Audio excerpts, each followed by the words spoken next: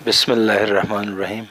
میں ڈاکٹر مظفر حسین انجم district health officer Skardu ہوں، اور میں چاہتا ہوں کہ اس پیغام کے ذریعے پبلک کو کچھ اہم چیزوں کا پتہ چلے۔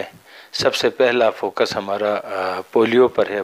پولیو ایک قومی ایشو ہے، اور پاکستان اور افغانستان کے علاوہ دنیا بھر سے اس کا خاتمہ ہو چکا ہے۔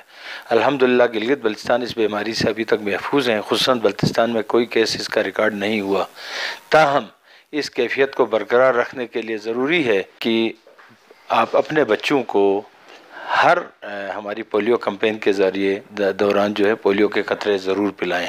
یہ بچے، آپ کے بچے، ہمارے بچے ہمارا مستقبل ہیں، اور ہمیں ایک صحت مند قوم تیار کرنی، بیمار کو اور معذور قوم تیار نہیں کرنی۔ چنانچہ کسی تساہل یا سستی کے بغیر ضرور بچوں کو اس دنگار میں موجود رکھیں، اور پولیو ٹیموں کے ساتھ تعاون کریں اور بچوں کو پولیو کے قطرے پلائیں۔ اگر بچے کہیں باہر گئے ہیں تو وہ ٹیمیں ہماری دوبارہ بھی آتی ہیں، اور 2-3 دن تک یعنی 17 سے 21 تک یہ مہم مسلسل جاری رہتی ہے۔ مہم کے بعد بھی کیچ اپس جاری رہتے ہیں۔ چنانچہ آپ نے اپنے بچوں کے تحفظ کے لیے پولیو کے قطرے پلانے ہیں۔ دوسری اہم بات، ہمارے ہمسایہ ملک چین میں کرونا وائرس نامی ایک وائرل بیماری بہت تیزی سے پھیل رہی ہے۔ چونکہ ہمارے بارڈر مشترک ہیں اور ہمارے طلباء کا اور کاروباری لوگوں کا چائنا آنا جانا ہے، تو اس سلسلے میں انتہائی محتاط رہنے کی ضرورت ہے۔